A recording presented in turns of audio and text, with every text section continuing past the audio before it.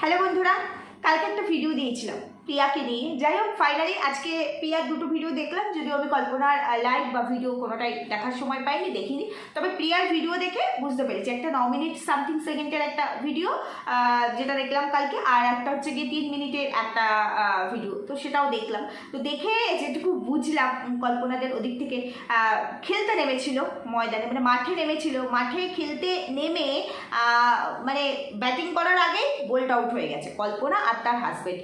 এখন বলছে এই যে কালকে পর্যন্ত, মানে এর আগের দিন পর্যন্ত এই যে কল্পনা নাকি শুরু শুরু বলছিল, ওর হাজবেন্ড বলছিল যে তার বউ চায় না, রাজি না, পেছনে জমিটা উর্বর, ওরা নিজেদের পয়সা দিয়ে কিনেছে, সুপারি গাছ লাগিয়েছে, সুপারি বাগান করেছে, তো সেইটা নিজেদের গায়ের রক্ত জল করার পয়সা দিয়ে কিনেছে, তো সেইখানে ওরা কিছুতেই আর কি ওই জমিটা দিতে রাজি নয়, 10 ফিট জায়গা ছেড়ে দেবে, দরকার হলে ওই বাইরের ওয়াশরুমটা ভেঙে দেবে। তো এই অবধি কথা হয়েছিল, বলছিল আর কি কল্পনার হাজবেন্ড যখন ড্র করে করে দেখাচ্ছিল, সমস্ত নিজের মতো করে হিসাবটা দেখাচ্ছিল।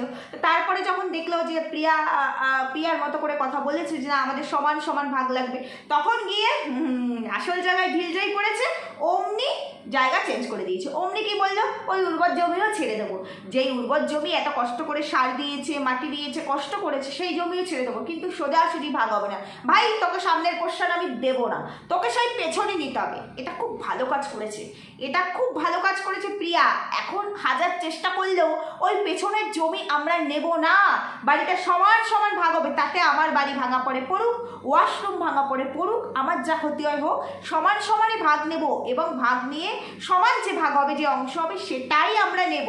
এবং আমি বলবো দোকানের অংশটাও নেওয়া উচিত সমান সমান, কোনোটাই ছাড়া উচিত না। আর সেই ক্ষেত্রে তো প্রিয়া বলেই দিয়েছে দোকান করতে যা খরচা হচ্ছে আমি দিয়ে দেবো।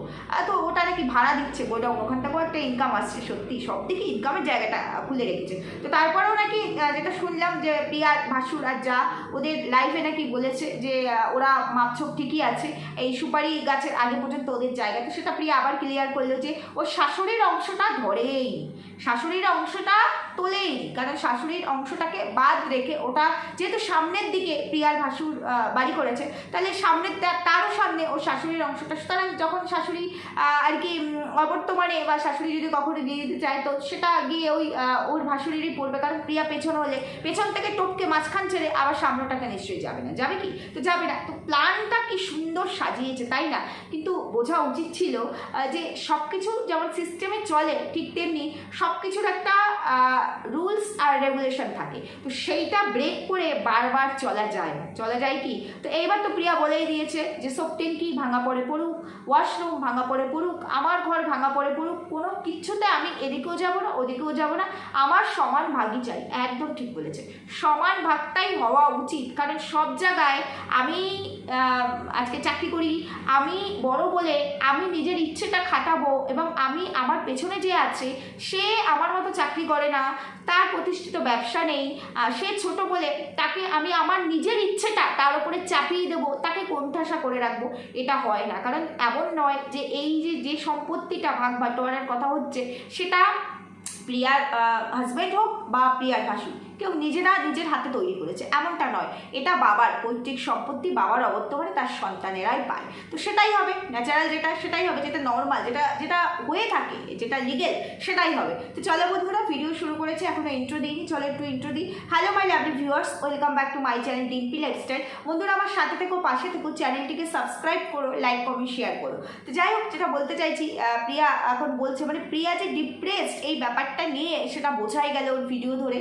আর বলছে সকাল থেকে খাওয়া দাওয়াও ঠিক মতো করতে পারছি না, মানে এই একটা এক্সট্রা বার্ডেনের জন্য, এক্সট্রা অশান্তির জন্য, কাজকর্মতেও নিশ্চয়ই ডিলে হচ্ছে, কারণ ওরা একটা প্রফেশন আছে, আর এই প্রফেশনটার ওপরেই ওদের সবটা ডিপেন্ড করে, দুটো বাচ্চার ফিউচার, দুটো বাচ্চার পড়াশোনা, দুটো বাচ্চার খাওয়া দাওয়া, ওদের নিজেদের সবটা ডিপেন্ড করে এটার উপরে। তার মধ্যে প্রিয়ার মাও কিন্তু অসুস্থ, নার্সিংহোমে অ্যাডমিট ছিল, প্রিয়া নিয়ে এসছে ওর বাড়িতে, এখন আমি জানি না ওর বাড়িতেই আছে কিনা। তো এই একটা হেডেক তো আছে, কারণ ওর মাকে নিয়ে এখান থেকে কলকাতায় আসতে হবে, প্রিয়া যেটা বলেছিল।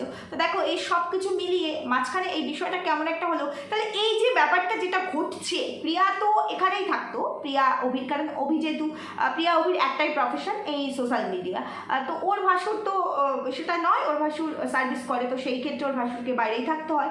1 বছর পরে আসলো, তো 1 বছর পরে এসছে, বাবার কাজ করতেও এসছে, পরিবারের সঙ্গে সময় কাটাতেও এসছে, সেটা খুব ভালো কথা। ভাগ বাটোয়ারার ব্যাপারটাতে যখন আসতে হবে, নিজেরা মিলে বসে মিউচুয়ালি একটা মীমাংসায় কথা বলে, কিংবা যদি প্রয়োজন পড়তো নিজেদের যেসব রিলেটিভসরা আছে, যারা এজেড পার্সন আছে, বা পাড়ার অনেকে দেখলাম কমেন্ট করেছে, একটা কমেন্টের জায়গায় আমি একটা রিপ্লাই করেছিলাম দেবশ্রীর ভিডিওতে, তো সেইখানে দেখলাম অনেকে বলেছে পঞ্চায়েতে গিয়ে তো সালিশি সভা বসালে হয়। সব কিছু এরমভাবে হয় না, সব কিছু এরমভাবে হয় না। হ্যাঁ হয়, পঞ্চায়েতে গিয়ে সালিশি সভা বসালে হয়, তারা হয়তো একটা ধরে করে দেবে, কিন্তু সেই জায়গাতেও এমন আছে, এমন অনেক জায়গা আছে কার পাল্লা ভারী, কার পাল্লা কম ডাউন আছে, সেই বিষয়টা দেখেও অনেক সময় না মাপচোপটা করে দেয়, এটা হয়। আর তাছাড়া আমার একটা কথা কিছুতেই মাথায় ঢোকে না যে এরকমটা হবে কেন। আজকে বাবা নেই, 2 ভাই আছে, সব থেকে বড় কথা সর্বোপরি ওর শাশুড়ি বেঁচে আছে, ওর শ্বশুরের অবর্তমানে, মানে আমাদের শ্বশুর শাশুড়ি, শ্বশুরের যে অংশটা থাকে সেই অংশের শ্বশুর যদি না থাকে, তার অবর্তমানে তার পুরো মালিকানা আসে শাশুড়ি। সেখানে যখন গার্জিয়ান, মেন গার্জিয়ান আছে এখনো পর্যন্ত প্রেজেন্ট, তাহলে সেই মেন গার্জিয়ানই তো বলতে পারে এই ব্যাপারটা যে এটা সমান ভাগেই ভাগ হবে, এটা যেটা হয়ে গেছে হয়ে গেছে, এটা যখন করা হয়েছে কেউ কাউকে জিজ্ঞেস করে কোনো কিছু করেনি। এখন একজনকে কোণঠাসা করে একজনকে ঠকি আরেকজন তো থাকতে পারে না, কারণ দুটোই আমার সন্তান, দুটোই আমার নিজের সন্তান। তো সেই জায়গায় দাঁড়িয়ে তাহলে পরে কী হবে, এটা সমান ভাগে ভাগ করা হোক। আর যদি সেটা সমান ভাগে ভাগ না হয়, যদি করা সম্ভব নয়, কিংবা তুই যদি ছাড়তে না চাস যে তুই সামনের পোর্শনগুলোই নিবি, তাহলে ওর অনুযায়ী ওর সামনের পোর্শন বা সমান ভাগে ভাগ হলে পরে যতটা ওর পড়তো, তার ভ্যালু যেভাবে আছে সেই অনুযায়ী ওকে ওর মতো করে বুঝিয়ে দে, পুষিয়ে দে, হয় দোকানটা ওকে ছেড়ে দে, তাহলে ঠিক আছে হয়ে গেল। আর তা না হলে সেই ধরে একটা অ্যামাউন্ট দিয়ে দে, যেটা হয় এখনকার মানে দাম অনুযায়ী এই টাইম আজকের ডেটের, তো সেইভাবে করলেই হয়ে যায়, তাহলে একটা সলিউশনে চলে আসে। না, কোনোটাই হচ্ছে না। কেন হচ্ছে না? কেন ভিডিওতে পরিবারের কাদা ছেটাছেটি ছোড়াছড়ি এগুলো করতে হবে? কেন কাউকে ভিডিও, কেন কাউকে লাইভ করে করে কেউ থ্রেট দিচ্ছে, কেউ এটা নিয়ে কথা বলছে, কেউ বলছে না মানবো না, এগুলো কেন হবে?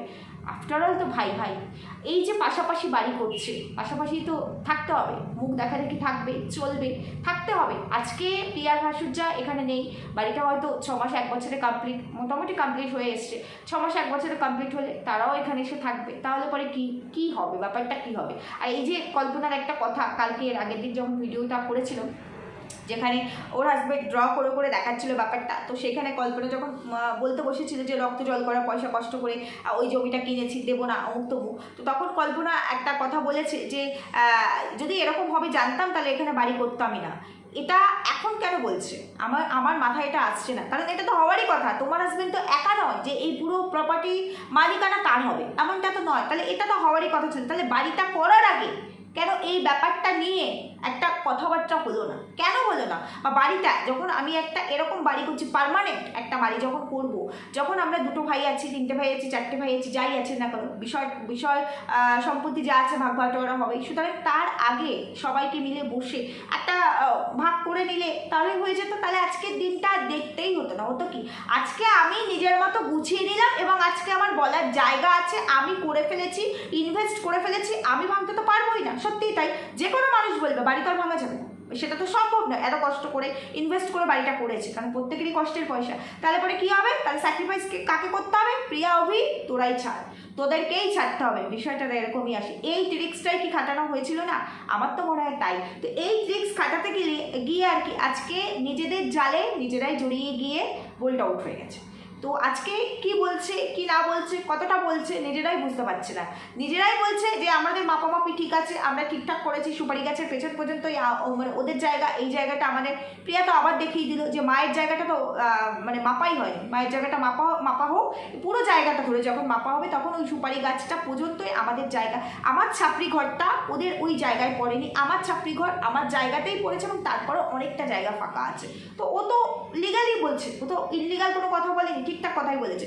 কিন্তু ইনলিগাল যদি কোনো কথা হয়ে থাকে সেটা প্রিয়ার ভাসুরের আর জায়ের তরফ থেকেই আসছে। সত্যি তাই, ভাবতে অবাক লাগে যে কি করে এটা হয়, কি করে এটা পারে। আচ্ছা ঠিক আছে, বিয়ে করেছি, ভাই ভাই বিয়ে হয়ে গেছে, সবার সংসার হয়েছে, সম্পর্ক আগের মতো হয়তো থাকে না, অনেকটাই চেঞ্জ হয়, প্রত্যেকটা মানুষের ক্ষেত্রেই হয়। কিন্তু তারপরেও ছোট থেকে একসঙ্গে বড় হওয়া, খেলাধুলা করা, খুনসুটি করা, এইগুলোও কি মনে পড়ে না ভাই ভাইদের মধ্যে? আমার তাই মনে হয়। সেই জায়গায় দাঁড়িয়ে আজকে আমার ভাইয়ের ফিউচার বলতেই সোশ্যাল মিডিয়া না থাকলে আমার ভাইয়ের বউকে ভেসে যেতে হবে। তো সেইখানে আমার যখন একটা ফিক্সড ফিউচার আছে, তাহলে আমি আমার ভাইকে আমার বেশি দেওয়ার কথা বলছি না, ন্যায্য যেটা সেটা কেন দেবো না, সেটা থেকে তাকে কেন বঞ্চিত করব? এইটা কি তার মাথাতেও আসে না? নাকি সবটাই বউয়ের কথাতেই তাকে চলতে হবে, বউকেই খুশি রাখতে হবে, এরকম ব্যাপারটাই আমি বুঝতে পারি না। একটা সম্পত্তি ভাগাভাগি নিয়ে সোশ্যাল মিডিয়া উত্তাল হয়ে আছে, আর তাদের যা বক্তব্য, সব বক্তব্য আসছে সোশ্যাল মিডিয়ায় বক্তব্যগুলো রেখে কোনো সলিউশন আসবে?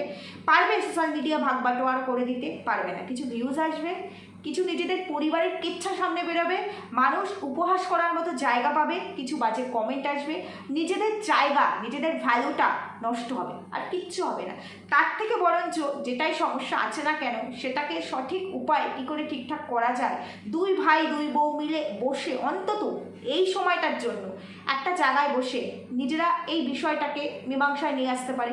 সেটা না করে, হ্যাঁ সত্যিই তাই, এইসব করায় ভিউজ হচ্ছে, যেখানে কল্পনার ভিউজের পরিমাণটা অনেক কম, তাই বলেও চেষ্টা করে না এটা বলবো না, চেষ্টা ডেফিনেটলি করে, কিন্তু সবার তো ভিউজ সমান হয় না, সেখানে ওর ভিউজের পরিমাণটা অনেকটাই কম। কিন্তু এই ব্যাপারটাতে আর ওর হাজব্যান্ড এখন প্রচুর সাপোর্ট করছে, প্রচুর ক্যামেরা ফ্রাঙ্ক হয়ে গেছে, ওর হাজব্যান্ড এখন ভিডিও করছে, আর যা কিছুই বলার, যেখানে কিনা ওর হাজব্যান্ড নাকি ভিডিও করাই অ্যালাউ করতো না, কমেন্ট সেকশনই বন্ধ রাখতে হতো, সেখানে ওর হাজব্যান্ড এগিয়ে এসে ভিডিও করছে। খুব ভালো কথা, এটা খুব ভালো, ওয়াইফকে সাপোর্ট করছে। এই মেন্টাল সাপোর্টটা যদি হাজব্যান্ডের থেকে কোনো ওয়াইফ পায়, তাহলে তার কাজের অগ্রসরটা অনেক বেশি ভালো হয় এবং সেও অনেক ভালো করে এগিয়ে যেতে পারে, এটা খুব ভালো লাগছে। কিন্তু তার তো বোঝা উচিত তার একটা ইমেজ আছে, নিজেদের ইমেজগুলোকে নষ্ট করছে। আর এখানে প্রিয়ার শাশুড়ি মায়ের ভূমিকা নিয়ে আমার অনেক বড় প্রশ্ন আছে, অনেক বড় ডাউট আছে যে সে কী করছে। আমি তাকে বলছি না যে তাকে অন ক্যামেরা এসে তার ওপিনিয়ন রাখতে হবে, সে পাচ্ছে না। এটাকে দুই ছেলের মধ্যে মানে যে ধরনের গণ্ডগোল চলছে, তারপরে টোটাল সোশ্যাল মিডিয়া দেখছে, সেই জায়গাটাকে অফ করে নিজে যখন এখন আছে, এখন গার্জিয়ান, মেন গার্জিয়ান, তো সেই জায়গায় তিনি এই বিষয়টাকে ঠিকঠাক জায়গায় নিয়ে আসতে পারছে না, নাকি তিনিও অপারক, নাকি তিনিও তার বড় ছেলে বড় বৌমার মুখের ওপরে কথা বলতে পারে না, এটা একটা বড় প্রশ্ন। যাই হোক, প্রিয়ার ভিডিও দেখলাম এবং প্রিয়া সেখানে ক্লিয়ারলি বলে দিয়েছে কোনো কিছুতেই আমরা যাব না, সমান সমান ভাগ চাই। আমিও বলবো একটুও ছাড়বে না, সমান সমান ভাগই চাই। যারা এতটা মানে মিথ্যের আশ্রয় নেয়, এতটা ঠকানোর পরেও এখনও কন্টিনিউ মিথ্যা কথাই বলে যাচ্ছে, তাদের জন্য কোনো কনসিডার, কোনো স্যাক্রিফাইস জায়গা নেই। এটা যদি তুমি করো, তাহলে মনে করবো শুধু নিজের সঙ্গে নিজে বেইমানি করলে সেটা নয়, হয়তো তুমি তোমার নিজের স্বভাব বিরুদ্ধ কাজও করলে, এটাই বলবো। তো সেই জায়গায় গিয়ে একটু কনসিডার করো না এত কিছুর পরে। অন্তত যদি আজকে তোমার ভাসুর বড়, অভিজ্ঞতা বড়, যদি আজকে সে নিজে থেকে এসে যে ভাই এগুলো কেন সোশ্যাল মিডিয়ায় আসবে, কোনো প্রয়োজনই নেই, আমরা বসে আজকে যখন এই সমস্যা হচ্ছে, তাহলে এটা কি করে মীমাংসায় আসে, তুইও খুশি থাকবি, আমিও খুশি থাকবো, দুজনের কথাই শোনা হবে, চল সেই রাস্তাটাই করি, তাহলে বুঝতাম উপযুক্ত দাদা। কারণ মায়ের পরে গার্জিয়ান তো দাদাই থাকে, যদিও সেগুলো হয় না বাস্তবে। আর এদের সম্পর্কে সমীকরণ এখন যেখানে এসে দাঁড়িয়েছে, সেখান থেকে বোঝাই যায় এদের সম্পর্ক ভালো নয়, ভাই ভাই একদমই সম্পর্ক ভালো না। যায়ের কথা তো ছেড়েই দাও, সেটা তো ছিলই না, ভাই ভাই সম্পর্ক একদমই ভালো না। আর ইন ফিউচার মুখ দেখাদেখিটুকুও থাকবে না। এই যে সৌজন্য বোধের খাতিরে এই বাবার বাৎসরিকে যেটুকু বা কল্পনার চ্যানেলে অভিকে টুকি মারতে দেখা গেছে, পরবর্তীতে কোনো অনুষ্ঠানে সেইটুকু হয়তো দেখা যাবে না। এদের এখন বর্তমান সিচুয়েশান দেখে এটাই মনে হচ্ছে। যাই হোক বন্ধুরা, ঠিক বললাম না ভুল বললাম জানিও, বেশি বড় ভিডিও করলাম না, ছোট ভিডিও করলাম। তোমরা কমেন্ট করো, তোমাদের কমেন্ট প্রচণ্ড মূল্যবান, যে আমি কোনো কথা ঠিক বললাম না ভুল বললাম সেটা জানিও, কারণ তোমাদের প্রত্যেকটা কমেন্ট থেকে আমি নিজেও অনেক কিছু শিখি, জানি, বুঝি, সেই জন্য বলছি। সবাই সুস্থ থেকো, ভালো থেকো, দেখা হবে পরবর্তী ভিডিওতে। এখানেই রাখছি, টাটা।